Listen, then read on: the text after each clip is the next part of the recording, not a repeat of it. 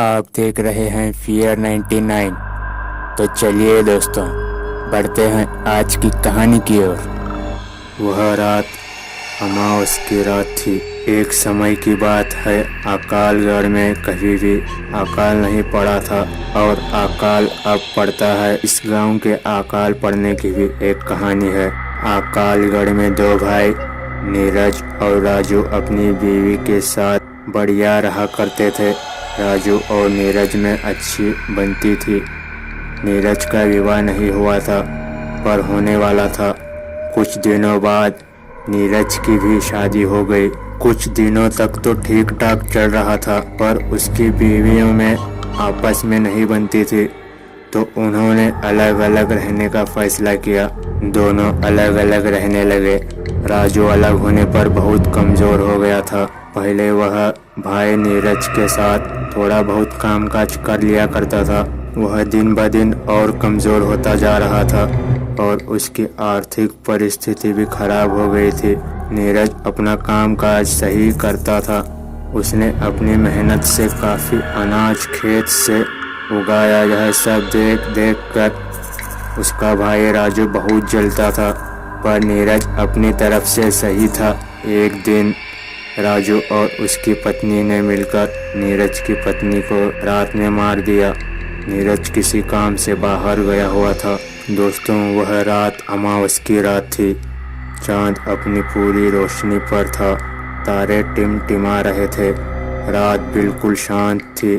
उन दोनों ने उसके घर कूदकर पहले सारा अनाज चुरा लिया। जब नीरज की पत्नी को पता चला कि तब उसने उठकर देखा तो राजू और उसकी बीवी अनाज चुराने में लगे थे। तब नीरज की बीवी ने कहा कि आप यहाँ क्या कर रहे हो, अपने ही घर में चोरी। यह सुनकर राजू और उसकी बीवी ने सोचा कि अगर इसने गांव वालों को बता दिया तो वो लोग हमें गांव से ही निकाल देंगे। इस डर के मारे उन्होंने उसकी पत्नी को मार डाला और दूर जंगल में गाड़ के आ गए। सुबह जब नीरज घर पहुंचा तो देखा कि उसका अनाज नहीं है। थोड़ा बहुत बचा था, वह बिखरा पड़ा था। अब उसने अपनी पत्नी को आवाज लगाई पर कोई जवाब नहीं आया। उसने सारे घर को छान डाला पर वो कहीं नहीं मिली।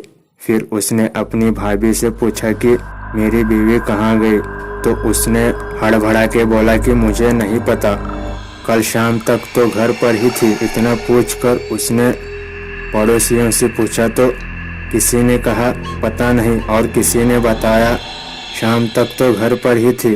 बहुत घबरा गया और कुछ लोगों को बताया कि घर का सारा अनाज किसी ने चुरा लिया है और मेरी बीवी का भी पता नहीं है कि कहाँ गई है वो।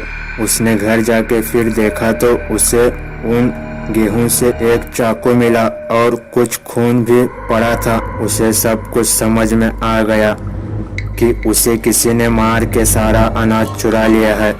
तब उसने अपनी छत पर जाकर देखा तो उसे कुछ अनाज भी गिरा मिला, तो उसे अपने भाई राजू पर शक हुआ।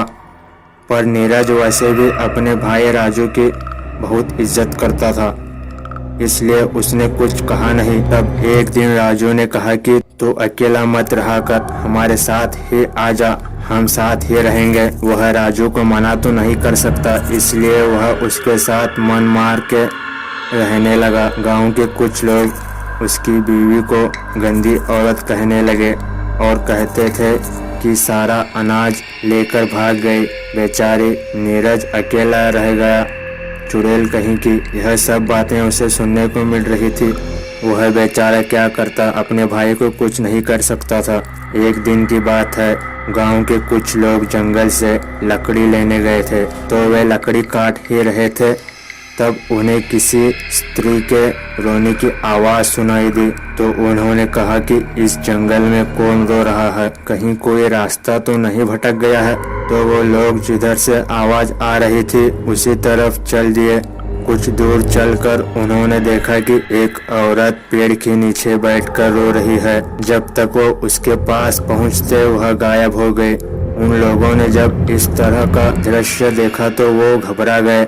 उनके तो पसीने छूटने लगे। तब एक आवाज आई कि अब तुम लोग कभी इस जंगल में से लकड़ी नहीं काटोगे और जो भी यहाँ लकड़ी काटने आएगा वो जिंदा वापस नहीं जाएगा। और तुम लोग मुझे चुड़ैल कहते हो? चुड़ैल ही सही, आज से तुम्हारे गांव में पानी नहीं बरसेगा, तुम लोग भूखे मरोगे, यहाँ सिर्फ अकाल पड़ेगा और अमावस की रात एक लाश तुम्हारे गांव में जरूर मिलेगी। जाओ तुम सब गांव वालों को जाकर बता दो, आज से 3 दिन बाद अमावस्या है। एक आदमी की मौत जरूर है, जिसने भी मुझे मारा है वो बचेगा नहीं। मेरा अनाज खा कर के मुझे चुड़ैल कहते हो? गांव वालों, मैं तुम्हें छोड़ूंगी नहीं। आज मैंने तुम्हें बख्श दिया है, जाओ जाओ, चले जाओ मेरे जंगल से, मुझे अकेला छोड़ दो। जाओ, मुझे तैयारी करने दो, जाओ। और फिर रोने लगी। वो लोग डर गए, यह सब क्या था? स्त्री रोने का कारण क्या था? अरे वह कह रही थी मेरा अनाज चुरा लिया है और मुझे मार दिया। इसका मतलब यह नीरज की बीवी थी, जिसे किसी ने अनाज के लिए मार डाला है और वह चुड़ैल बन गई है। तभी एकदम एक भयानक चेहरा उनके सामने आ गया। तुम लोग अभी तक गए नहीं, जाओ यहाँ से वरना मैं तुम्हें भी मार डालूंगी। उनके तो होश उड़ गए। भागो भागो चुड़ैल चुड़ैल, ऐसा कहते हुए वह गांव पहुंचे। सारे के सारे ऐसे हाँफ रहे थे, जिंदगी में कभी इतना नहीं भागे होंगे। गांव वालों ने इस तरह उन्हें भागते हुए देखा तो कहने लगे, क्या हुआ? चुड़ैल चुड़ैल बके जा रहे हो, आगे भी कुछ बोलो। अरे तुम्हें बोलने की पड़ी है, हमारी जान पर बनी है। अरे पर हुआ क्या है? तुम लोग इस तरह क्यों हाँफ रहे हो? बताते हैं, पहले सांस तो लेने दो। तब उन्होंने गांव वालों को बताया कि नीरज की बीवी चुड़ैल बन गई है और उसने हमसे कहा है कि मेरा अनाज किसी ने चुरा कर किसी ने उसे मार के जंगल में दफना दिया है। और वह कह रही थी कि अब तुम्हारे गांव में कभी पानी नहीं बरसेगा और हर अमावस्या को एक आदमी की मृत्यु होगी जब तक उसकी आत्मा को शांति नहीं मिल जाएगी। पर नीरज की बीवी को मारा किसने?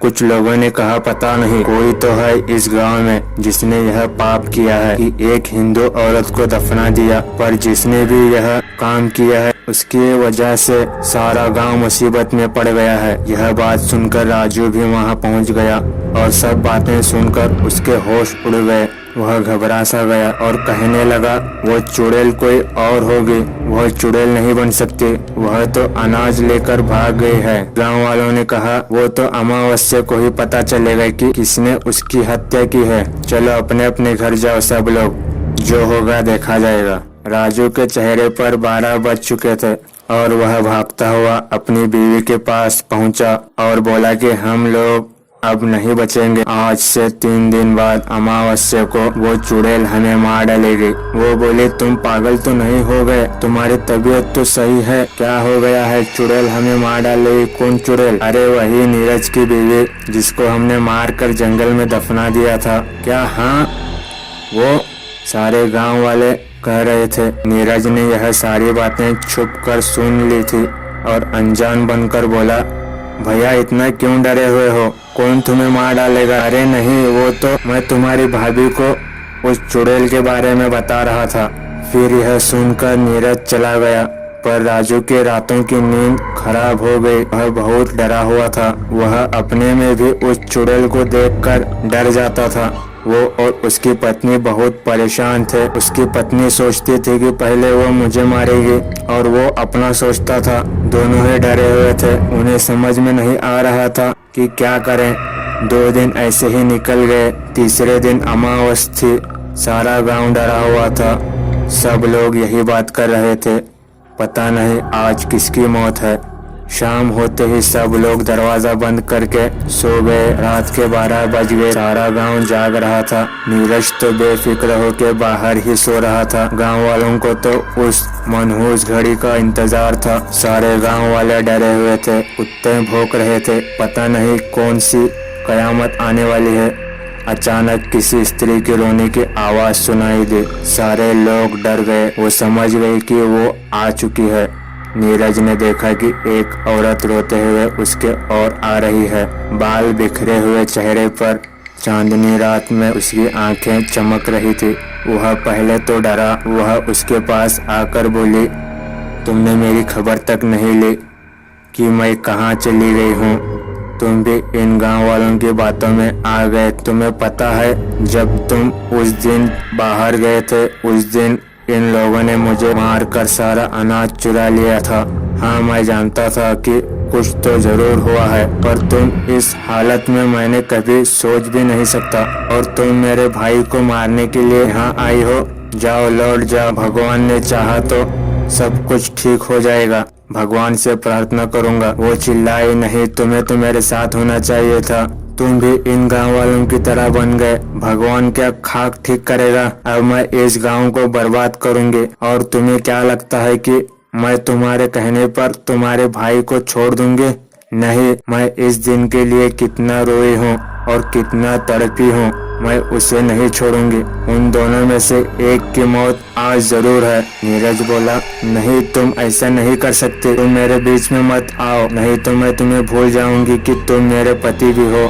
हट जाओ। उसने उसे रोकने की कोशिश की। उसने नीरज को ऐसा धक्का मारा, नीरज हवा में उड़ता हुआ जमीन पर आ गिरा और वह बेहोश हो गया। यह सब राजू की बीवी गेट के छेद से देख रही थी। उस चुड़ैल ने गेट में धक्का मारा और उसकी बीवी के बाल पकड़ के बोली, चुड़ैल तो तू है, तूने मेरा सब कुछ छीन लिया, अब तुम्हें नहीं छोड़ूंगी। उसने राजू की बीवी का कलेजा चीर के उसका दिल निकाल लिया। हाँ, अब मुझे थोड़ा सुकून मिलेगा। अब की बार तेरी बारी है। कहाँ छुपा है तू? और हाँ, गांव वालों, तुम भी कान खोल के सुन लो। आने वाले अमावस्या को तुम भी नहीं बचोगे। सब के सब मारे जाओगे। हाँ, बहुत सताया है तुम लोगों ने। और हंसती हुई जंगल की ओर चली गई। सारे गांव वाले बाहर आ गए और नीरज को उठाया और उसे पानी पिलाकर होश में लाए। उसने अपनी भाभी को मारा हुआ देख वह खूब रोया। तब राजू भी बाहर आ गया। उसने यह सब देख उसकी भी आंखों से आंसू निकल गए। सारा गांव रो रहा था।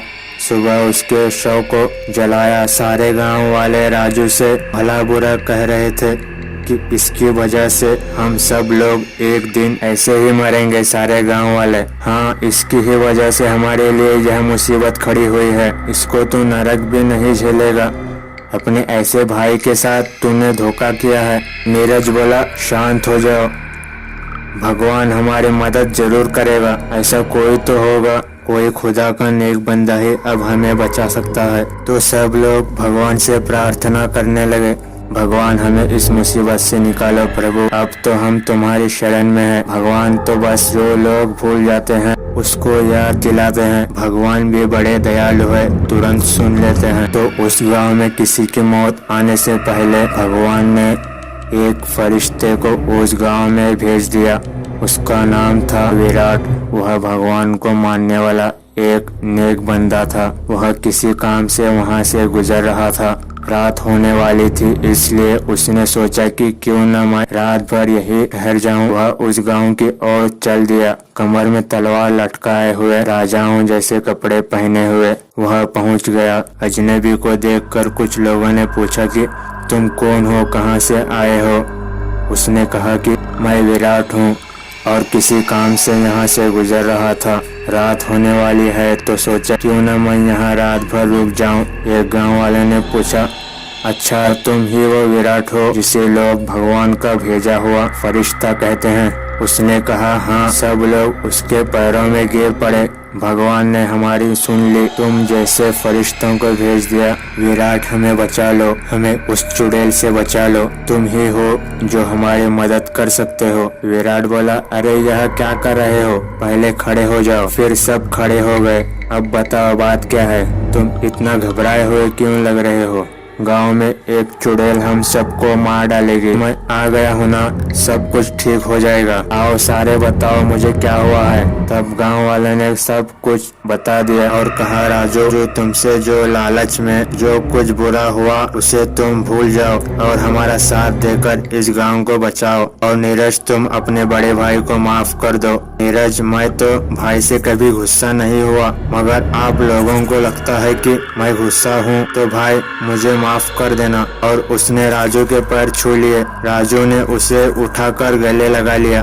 दोनों की आंखों से आंसू निकल रहे थे। तब विराट ने कहा, हमारे पास कल का वक्त है और परसों अमावस्या है। तुम लोगों को किस किस चीज का इंतजाम करना है मैं बताऊंगा। अब आप लोग निडर होके अपने घरों में सो जाइए। सुबह मैं सबको बताऊंगा। विराट को गांव वालों ने बढ़िया पकवान, मिठाइयाँ और खूब मेहमान नवाजी की और बढ़िया बिस्तर पर सुलाया। सुबह आकर विराट ने सब गांव वालों को इकट्ठा होने को कहा। थोड़ी देर में सारा गांव इकट्ठा हो गया। तब उसने सबको बताया, हम सबको मिलकर उस चुड़ैल को मारना होगा। मैं सबको बताता हूँ हमें क्या करना है। कल रात पूरे गाँव में उजाला होना चाहिए। कोई भी घर बिन उजाले के नहीं होना चाहिए। पूरे गाँव को दीपावली की तरह सजा दो और सब लोग घर से बाहर होने चाहिए। और राजू, तुम अपने घर में हवन की सामग्री के साथ वहाँ बैठोगे। मैं यहाँ से मंत्र पढ़ाऊंगा और तुम आहुति दोगे। और नीरज, तुम जंगल में 2 लोगों के साथ उस चुड़ैल की कब्र को खोदकर उसके शरीर को जलाना होगा। मैं तुम्हें कल सुबह यही मिलूंगा। अब सब लोग तैयारी करो। उस दिन की रात कब बीते सबको यही इंतजार था। सुबह होते ही विराट ने सब गांव वालों को इकट्ठा किया और कहा, तैयारी हो चुकी है गांव वालों। हाँ, हमने अपने घर में खूब सारे दीपक तैयार कर रखे हैं। सारी तैयारी हो गई है। शाम होते ही उसने नीरज से कहा, तुम 2 लोग ले लो यह अभिमंत्रित नींबू। यह तुम्हें वह कब्र कहाँ है यह बताएगा। यह जहाँ भी लाल हो जाए वही उसकी कब्र है। और यह लो लहसुन की मालाएं अपने अपने गले में डाल लो। इससे वो तुम्हें कुछ भी नहीं कर पाएगी। तुम डरना मत। वो किसी भी तरह तुमसे इस माला को उतारने की कोशिश करेगी। तुम यह गलती मत करना वरना वो तुम्हें मार देगी। अब तुम लोग जाओ, अपना ध्यान रखना। वो लोग फावड़ा उठाकर जंगल की ओर चले गए। इधर सब लोग इकट्ठे होकर बैठे उस चुड़ैल का इंतजार कर रहे थे। उधर राजू अपना आसन लगाए हुए हवन पर बैठा हुआ था। रात के 12 बज रहे थे कि किसी के पैरों की आहट सुनाई दी। सब लोग उधर देखने लगे तो क्या देखते हैं कि बाल बिखरे हुए सफेद साड़ी में एक औरत चली आ रही है। उसने गांव में रात को रोशनी को देख वह रुकी और फिर आगे बढ़ी। उसने देखा कि सारे गांव वाले बाहर बैठे हैं, जैसे कि उन्हें बिल्कुल डर नहीं लग रहा है। वह जोर से चिल्लाई, अरे मूर्खों, मरने की इतनी जल्दी है। उसने जोर से हवा चलाई कि सारे दीपक बुझ गए। सारे गांव में अंधेरा हो गया। सारे लोग डरने लगे। वह कभी उधर भागे कभी इधर। अब तुम सब लोग मरोगे। ऐसा होते देख विराट ने कहा, रुक जाओ, इन गांव वालों को छोड़ दो, मुझसे लड़। इनसे मैंने कहा था यह सब करने को। चुड़ैल बोली, तू कौन है? वह बोला, मेरा नाम विराट है और तुम किसी को बिना नुकसान किए हुए यहाँ से चली जाओ वरना मुझे तुम्हें मारना पड़ेगा। यह मुझे मारेगा। यह ले। उसने उसको अपनी शक्ति से बहुत दूर फेंक दिया और वह दीवार से जा टकराया। विराट बोला, मुझे ऐसा लगता है इसे सबक सिखाना ही पड़ेगा। उसने अपनी तलवार निकाली और उस पर हमला कर दिया। वह एकदम गायब हो गई। उसका वार खाली निकल गया। अब वो गायब हो गई, बस आवाज सुनाई दे रही थी। विराट ने भगवान से प्रार्थना की और आंखें खोली। अब उसे वह चुड़ैल दिखाई देने लगी। उसने अपनी तलवार से उसको चोट पहुंचा दी। अब वह अपने को हारता देख विराट ने मंत्र पढ़ना शुरू किया, प्रभु, मैं अपने पापों को कबूल करता हूँ, मुझे माफ कर दो। मैं आगे से कभी ऐसी भूल नहीं करूँगा। यही राजू दोहरा रहा था और वह हवन में आहुति दे रहा था। वह उसके ऊपर लपकी। उससे पहले ही विराट ने अपनी तलवार निकाली, उसके पेट में घुसेड़ दी। तलवार उसके पेट को चीरते हुए पार निकल गई। वो चिल्लाई भागती हुई जंगल की ओर चली गई। उधर नीरज और उसके दोस्तों को वो कब्र मिल गई। वो उसे खोद ही रहे थे। उन्हें किसी के चिल्लाने की आवाज आई। वो समझ गई कि चुड़ैल आ रही है। उनके खोदने की स्पीड बढ़ गई और उसकी लाश को निकाला। वो उस लाश को निकाल पाए ही थे कि वह आ पहुंची। वो उन पर झपट ही रही थी। वह लहसुन को देखकर दूर से ही चिल्लाई जा रही थी, उसे मत छुओ, उसे मत जलाओ। तब तक विराट भी उसका पीछा करते हुए वहां आ पहुंचा। उसने कहा, जल्दी से इस शरीर को जला दो। उसके तो हाथ कांप रहे थे, माचिस भी नहीं जल रही थी और वह चिल्लाई, नहीं नहीं, मुझे छोड़ दो, उसे मत जलाओ। माचिस जलते ही उसने उसमें आग लगा दी। शरीर जलने लगा और वह भी जलने लगी और वो बोली, नहीं, मुझे छोड़ दो, मुझ पर रहम करो। और वह राख के ढेर में परिवर्तित हो गई। विराट ने उन तीनों को शाबाशी दी। सारे गांव वाले अब बहुत खुश थे। सब ने विराट का धन्यवाद किया। सुबह होते ही विराट गांव वापस आ गया। तो दोस्तों, मेरे चैनल को सब्सक्राइब करना और बेल आइकन को प्रेस करना ताकि मेरी हर नई वीडियो की नोटिफिकेशन आपको मिलती रहे और अच्छे कहानियाँ आपको सुनने को मिलते रहे। तो चलिए दोस्तों, आज के लिए कहानी में बस इतना ही। मिलते हैं अगली कहानी के साथ। तब तक के लिए goodbye and take care.